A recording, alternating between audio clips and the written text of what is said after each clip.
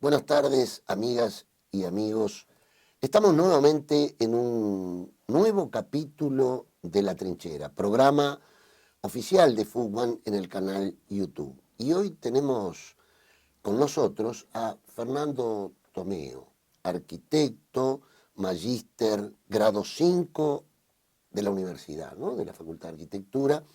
Y bueno, lo traemos, hoy lo invitamos al programa porque tuvimos una muy buena reunión contigo en el Ejecutivo de Fútbol, aclarándonos muchas cosas sobre esta crisis hídrica y la construcción de viviendas.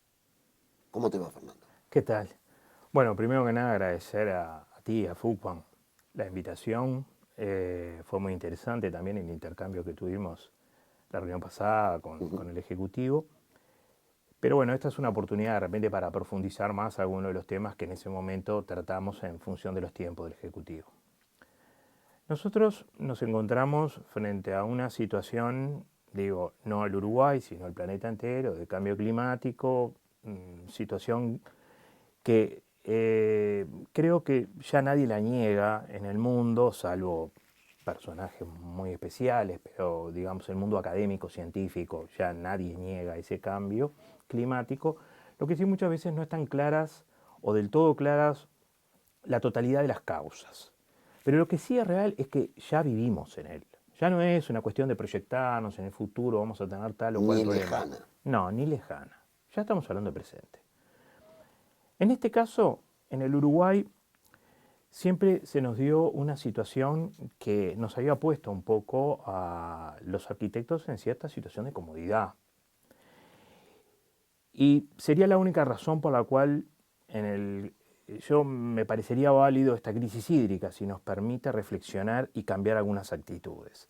¿Por qué estamos en situación de comodidad? Porque parecería que en el Uruguay el recurso agua era inagotable.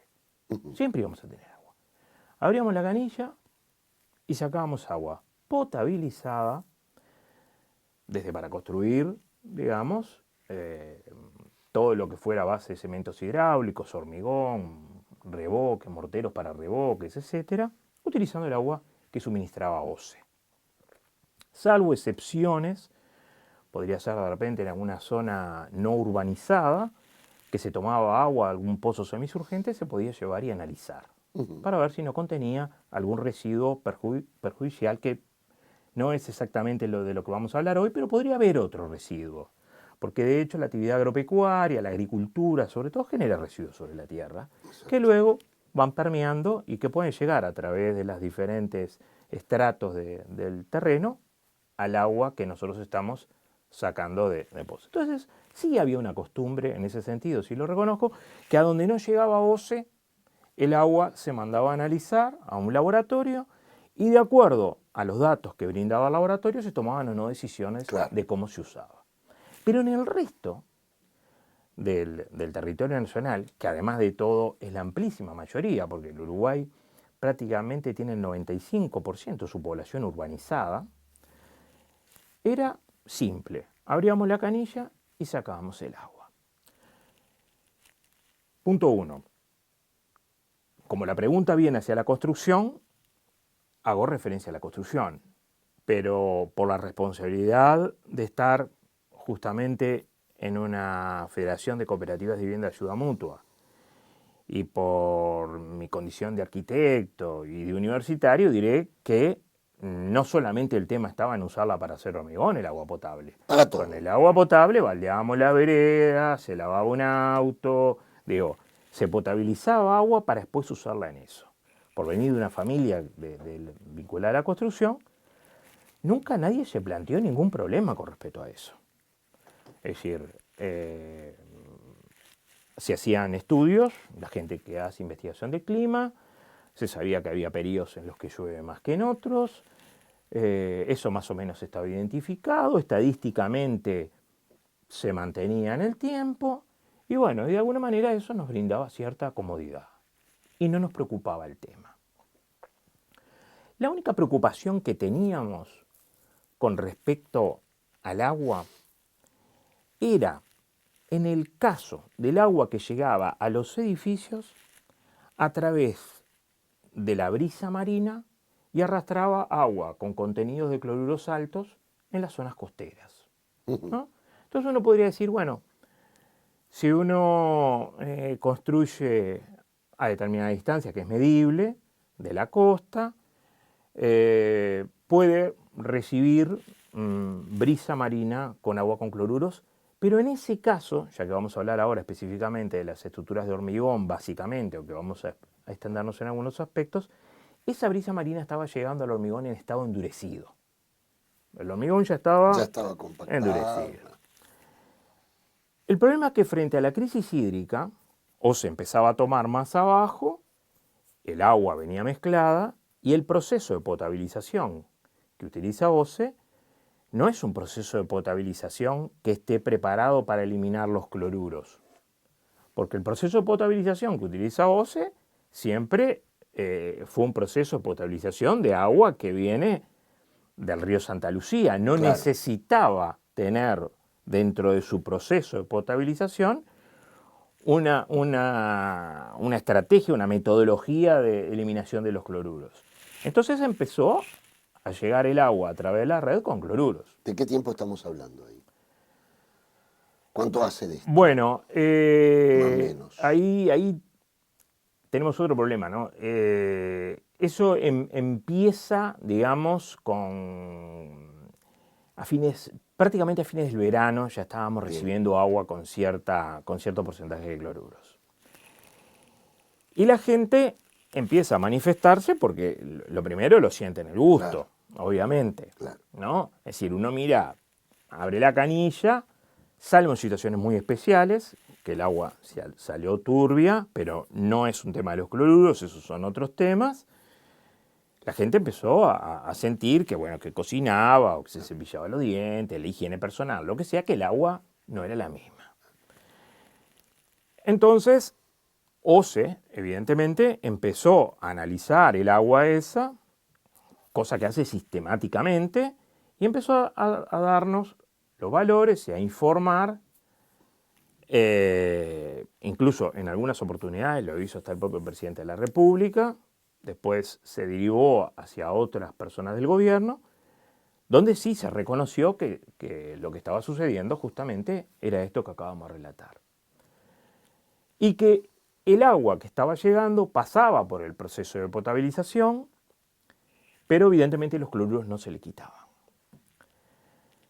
Ahí empezó toda una discusión sobre qué cantidad de miligramos por litro de agua estaban llegando, hasta dónde eso podía afectar o no a la salud, porque en determinado momento hubo algunas organizaciones, sindicatos, médicos y organizaciones de diferentes áreas de la medicina que vieron esto con preocupación, porque hay algunas personas que claramente tienen algunos problemas de salud, lo cual tienen restringido o incluso eliminado el consumo de sodio.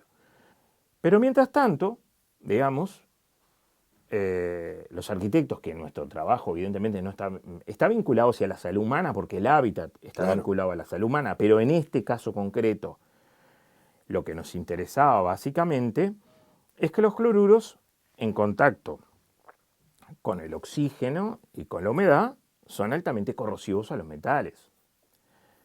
Entonces, en la construcción nosotros usamos metales en muchos aspectos, en muchas cosas usamos metales, ¿no?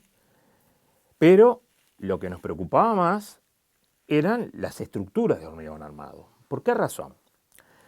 El hormigón armado, a nivel mundial, no solo en el Uruguay, a nivel mundial es el sistema estructural más utilizado. Claro. El hormigón armado es el más utilizado. Inclusive eso lleva a otras reflexiones que no van al caso ahora, pero las nombro, como la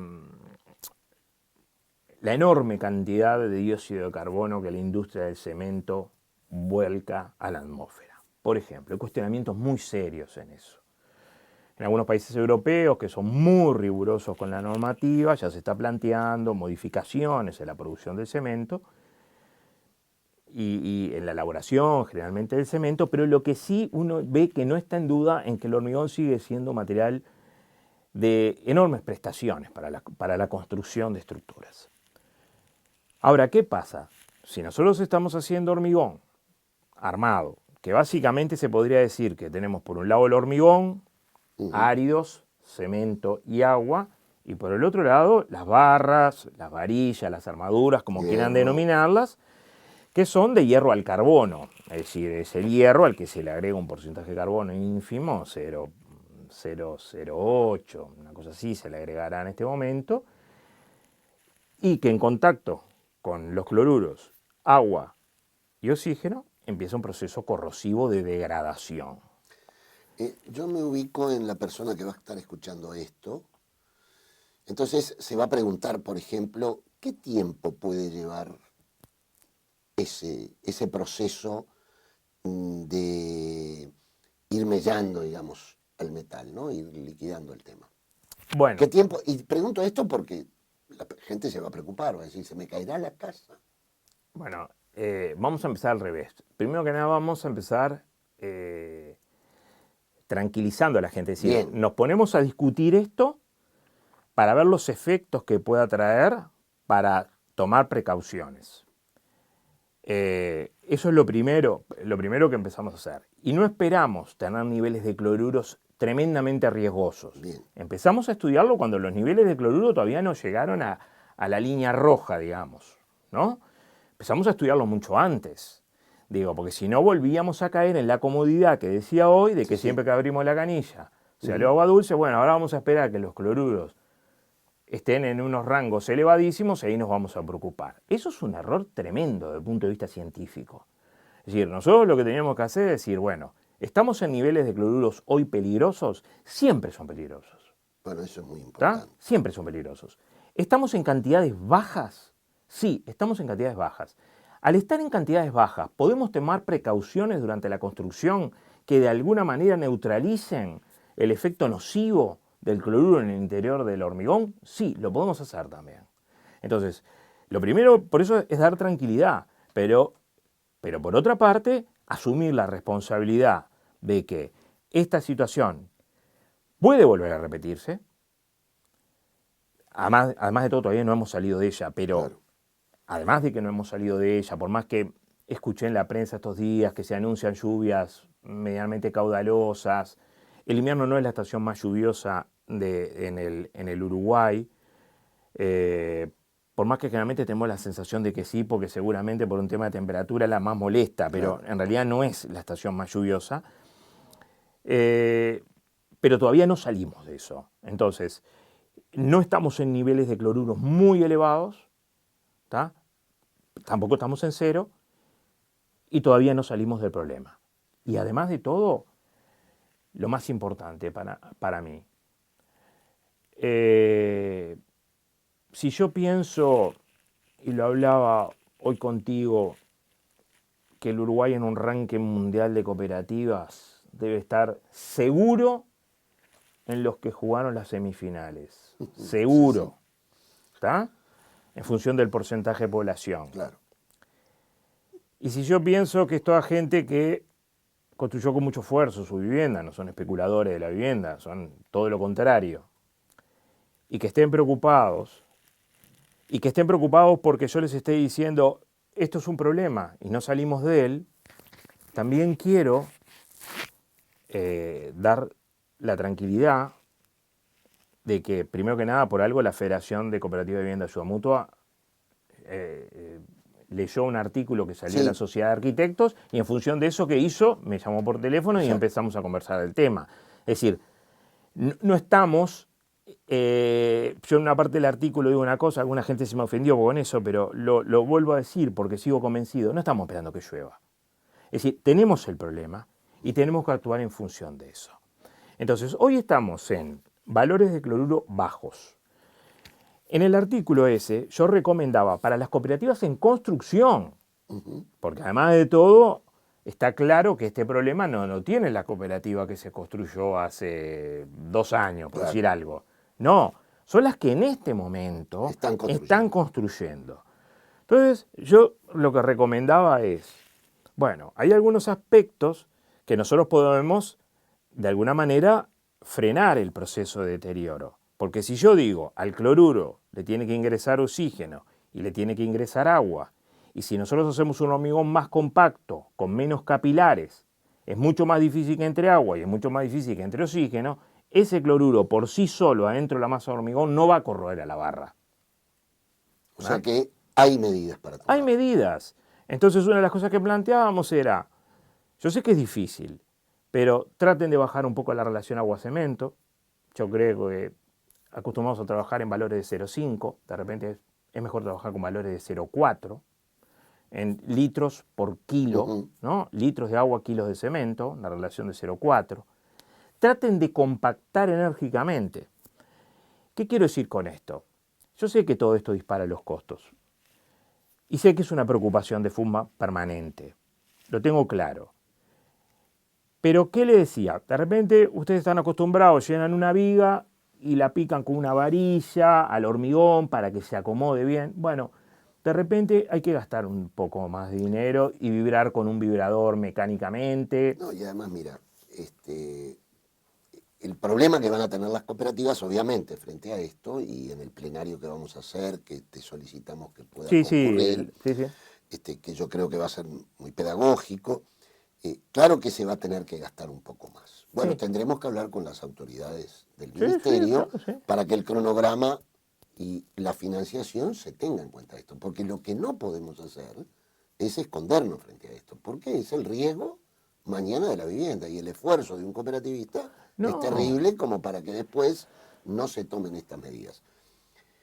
Y te iba a decir algo. A mí me parece que al haberte escuchado la primera vez que tú hiciste el informe, esto realmente no se le ha dado la difusión que hay que darle.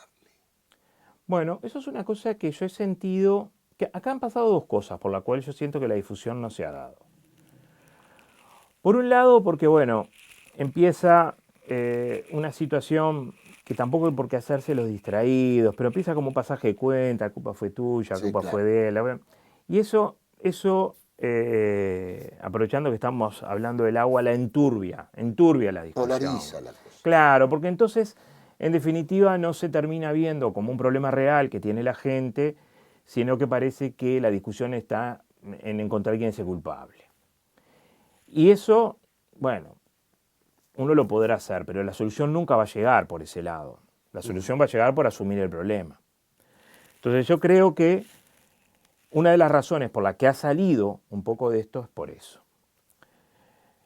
Después, la siguiente situación que yo he visto es porque, y lo he aclarado, no todo el hormigón se produce con agua que sale de OCE. Las empresas premezcladoras que producen hormigón premezclado ya se han localizado regionalmente en lugares donde estudios de hidrogeología les aseguraban suministro de agua. Claro.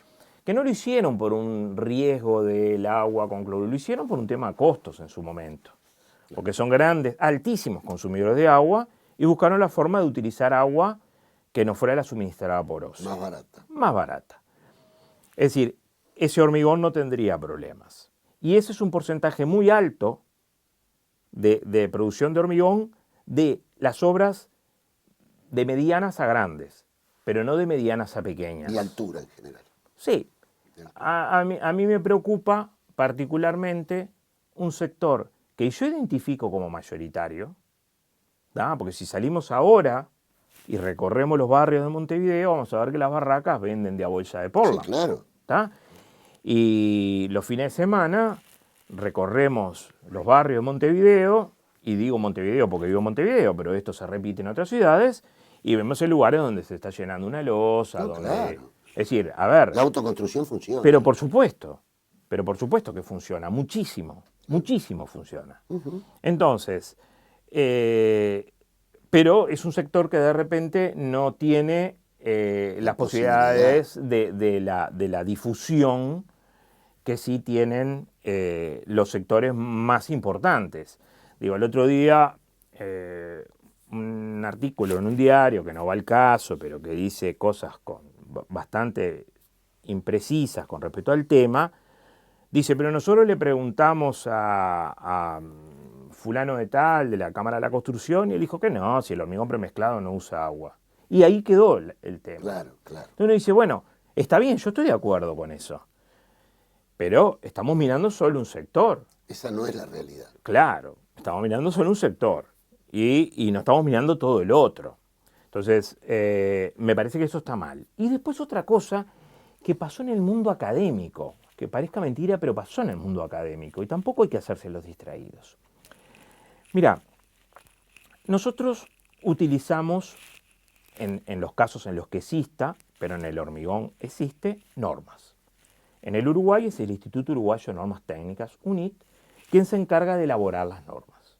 ¿Cómo elabora las normas? Arma comité de especialistas. Entonces llama gente de las facultades, del mundo productivo, etc. Arma un comité y discuten sobre algo. Podrás ver que, yo qué sé, en un termofón aparece un adhesivo que dice norma UNIT tal. ¿Tá? Esos comités, cuando discuten las normas, analizan normas extranjeras, porque nadie es tan necio de no mirar lo que ya se ha hecho, nadie quiere inventar la rueda, y después se buscan aquellas condiciones que son propias de este medio. Y se elaboran normas técnicas que no son ordenanzas, es decir, tú no estás obligado a cumplirlas, son orientadoras, que en el caso del hormigón es la 1050-2005. ¿Tá? Entonces, la 1050-2005 habla de 3 gramos por litro de agua. Quiero que recuerdes ese valor. La norma española, la 206, habla de 3 gramos por litro, de 3 gramos de cloruro por litro de agua. La norma argentina, la IRAM, que es el organismo que es la norma argentina, habla de 1 gramo por litro. Los últimos estudios, los últimos valores que nos brindaba la OCE, que yo ahí puse una expresión en el informe que de repente fue malinterpretada, y quiero aclararla. Yo hablé de valores no confiables, pero no me refería a que me estuvieran mintiendo la OCE, me refería a que los valores que daba la línea 4, la línea de bombeo 5 y la línea de bombeo 6 diferían entre ellos. Entonces yo, si vos me preguntás, ¿qué le decimos a las cooperativas? Yo te tendré que decir, ¿a cuáles? Claro. ¿A las que reciben el agua de la línea 6, la que reciben el agua de la línea 5 o la que reciben el agua de la línea 4? Yo digo, esto a mí me pone en un estado de alerta, porque empiezo a tener como cierta desconfianza. Pero no voy solo a eso, voy a otra cosa más importante. Vamos a suponer que se está analizando esa cantidad de cloruros que anduvo cercana al gramo, y te acabo de decir que la norma argentina pone como tolerancia máximo el gramo, y ahora te voy a decir por qué para mí es importante la norma argentina. Vamos a suponer que tú estás haciendo hormigón en tu cooperativa, yo estoy haciendo hormigón en la mía, tú sos una persona de esas personas exquisitas que medís hasta el gramo de cemento y esto y controlás y no sé qué, y además estamos haciendo el hormigón, tu cooperativa está haciendo el hormigón en primavera, entonces el clima no es muy adverso, entonces estás arriba y te pasás horas controlando, y vamos muchachos, que esto no quedó muy bien, vamos de nuevo, a ver, ajustemos el agua, ¿no? Es el hormigón de tu cooperativa. Por otro lado, yo estoy haciendo el hormigón en mi cooperativa, la estamos haciendo en invierno. Que no es ordenada. Que no es ordenada. Claro. Que estamos haciendo el hormigón en el momento que hay un frío bárbaro, entonces está todo el mundo desesperado por terminar de llenar la vía, irse porque tienen las manos duras, no somos ordenados, no contamos con nadie muy preciso, muy... Ahora, la norma habla de hormigón, no dice el hormigón de tu cooperativa o el hormigón del mío, habla de hormigón. Entonces, en el mundo académico hemos discutido de que las normas no son las tablas de la verdad grabadas en roca.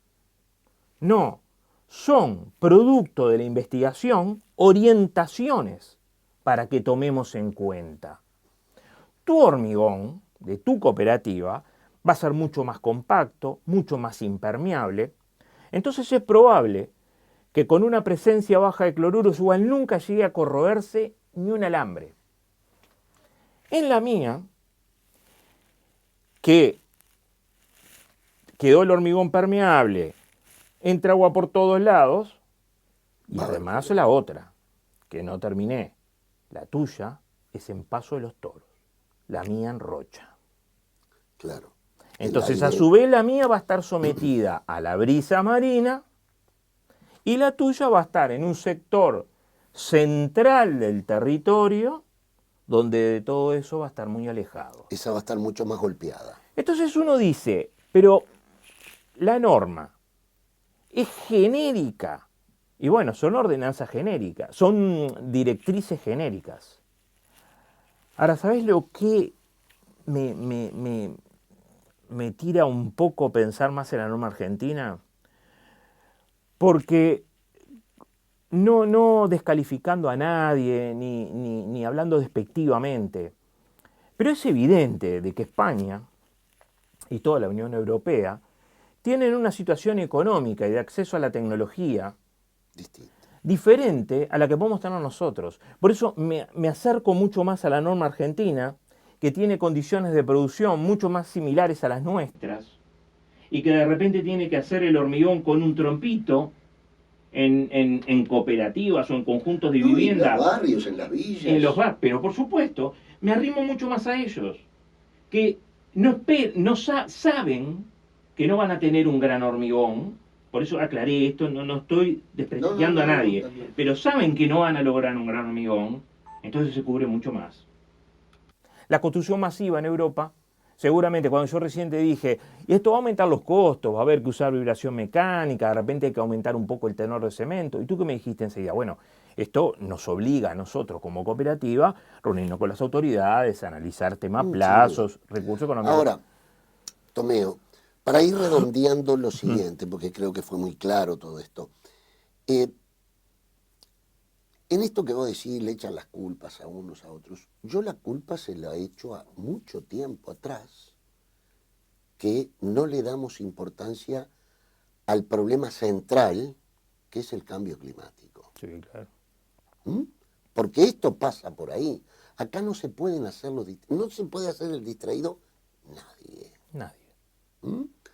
Y menos los que se niegan a firmar convenios internacionales para frenar esto. Estos son los mayores responsables de este problema.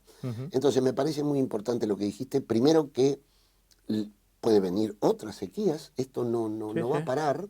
No, esto no va a parar. Y nos parece que prevenir es mucho mejor que curar en este caso. Bueno, hay un ejemplo bien concreto. Por ejemplo. En el Uruguay.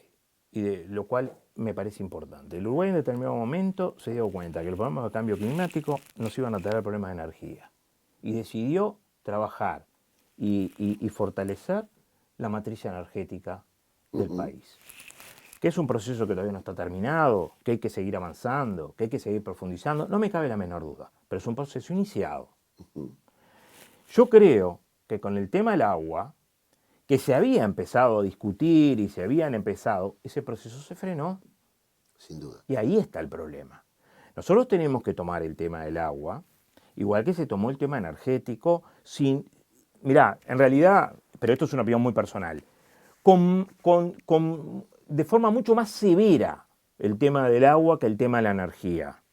¿Tá? Porque si tenemos que volver a vivir a vela, lo podemos hacer, pero sin agua no es sustentable la vida. Claro. Entonces, yo diría que inclusive con mucho más rigor el tema del agua, pero tenemos que trabajar en el mismo sentido. Claro. En el mismo sentido. Y ¿sabes una cosa que yo veo?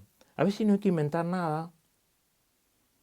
A veces hay que ayornar cosas del pasado, porque aún hoy recorres el interior, ¿tá? Y todavía ves algunas viejas estructuras con los molinos para sacar agua. Todavía ves aljibes. El pozo famoso. Yo incluso hay una cosa que no puedo entender, ¿viste? Que el agua de lluvia que nos llega a los edificios no la estemos juntando, filtrando, porque una cosa es agua potable y otra cosa es agua limpia. ¿Tá? Es decir, cuando yo hoy decía baldear la vereda, lavar el auto, no me estoy refiriendo a que uses agua que no esté limpia. Me refiero a que uses agua que no sea potable. Claro. Pero el agua esa la podríamos capturar de lluvia, llevarla nuevamente al aljibe y hoy, hoy hasta eso, esa tecnología es económica, la de una bomba, bombearla para poder utilizarla, así sea para riego, no sé, de repente cooperativas que tienen también un aspecto productivo y necesitan regar, o cooperativas de productores directamente, claro. no tienen que ser cooperativa de vivienda, o pequeños productores que necesitan el agua muerte, o nosotros en las viviendas. Es una cosa que la otra vez a mí me va a interesar mucho hablar próximamente con las cooperativas, porque creo que en eso tenemos un montón de cosas para aprender todos. Yo necesito aprender mucho de las cooperativas, de cómo esa organización y esa forma de trabajo da la posibilidad de que proyectos de este tipo, como capturar el agua, reutilizarla, un montón de cosas, sean perfectamente viables. Digo, ¿no? Es decir, y no estamos hablando de cosas tan demenciales. Por otra parte, por eso digo que hay un momento que hay que darse un baño de humildad. Digo, uno mira países donde realmente el agua es un problema. Sí, yo he vivido en países que el agua a determinados lugares llegaba 3 veces y 2 veces a la semana. Ahí está, ¿viste? Esto en América Latina. En África, Sí, una vez por semana, sí, ¿no? Y sí. a veces más. Bueno, entonces, frente a esas situaciones que son terribles, hay países que han logrado, probablemente no sean los latinoamericanos por la situación general de Latinoamérica, por más que a veces hay que rascar un poco a los pueblos originarios que Sí, tenían sí, en algunos claro, problemas de claro. agua y ya la trasladaban, Sí, sí. digo, porque a veces da un poco de vergüenza decir esto, ¿no? Y después tener la oportunidad de viajar a Europa y ver los acueductos romanos construidos hace 20 siglos, trasladando el agua de una punta a la otra Europa. Yo creo que nosotros podemos empezar a incorporar a nuestros proyectos cosas que vayan en la dirección favorable de la realidad del cambio climático. Que seguramente las generaciones futuras, estas conversaciones entre nosotros dos es una cosa, ya peinando canas por todos lados, pero las generaciones jóvenes lo verán de otra manera. Sí, sí, y además, Pero las señales que se den, porque en esto las claro, cosas es verlas también, ¿no? Es decir, cuando uno va a una cooperativa, que me consta que ya las hay, que aprovechan el agua de lluvia y que se reutiliza, es bueno, fundamental. eso está dando una señal. Primero que nada, que no estamos soñando, que estamos planteando cosas realizables, que esas cosas realizables se llevan adelante por una cooperativa y que después el agua que se junta es utilizada para lo que la cooperativa quiera. ¿Tá? Acá no me pongo, la cooperativa quiera. Si quieren usarla para balear la vereda, la usan para balear la vereda. Tenemos ¿Tá? techos de agua. Sí, sí, también. Bueno, ahí hay otras cosas, ¿ves? Por ejemplo, es decir, hay como una serie de cosas. Pero yo digo, a veces no es que tenemos que innovar, ni buscar si hay un proyecto hecho en la NASA para estas cosas. Porque hasta la palabra aljibe es una palabra árabe que debe tener, no sé, 10.000 años, Muchísimos 20.000 años. años, no tengo idea. ¿Tá? Pero todo el interior de nuestro país, digamos, no, ni siquiera mirar para otro lado, mirar este pedacito ¿Cómo chiquitito, funciona? ¿no? Se utilizó el aljibe siempre. Y con eso se abastecía el consumo familiar y hasta alguna cosa más. En la casa de una tía, abuela mía, había un aljibe, por más que ya tenían suministro de oso, pero tenían el aljibe original de la casa. Me acuerdo que tenía una pieza que creo que llamaban reloj, que era manual, que la primera agua la corrían porque la primera agua la tiraban, porque teóricamente el agua esa era la que lavaba el techo, y después giraban y el agua iba para adentro del aljibe. Te estoy hablando de un aljibe que era muy antiguo, tenía su brocal y Pero una de los que cadena seguramente para... habría varios. Pero no estamos hablando no estamos hablando de cosas que vimos en películas. Estamos hablando Perfecto. de cosas perfectamente. Yo creo que hay que caminar en esa dirección. Y creo que el movimiento cooperativo tiene una capacidad muy importante para empezar a incorporar estas cosas. Muy bien, Fernando, te agradecemos muchísimo No, el haber yo, estado en la trinchera y bueno, esperemos dar pasos, primero oponiéndonos a quienes se niegan a resolver el problema del cambio climático, que muchos analistas ya hoy hablan de una crisis civilizatoria, Sí. ¿no es cierto? Ujú. Y lo segundo es que, bueno, nos deja la esperanza de que hay posibilidades de resolver. Sí, por supuesto que sí. Gracias, Fernando. Muchas gracias a ustedes.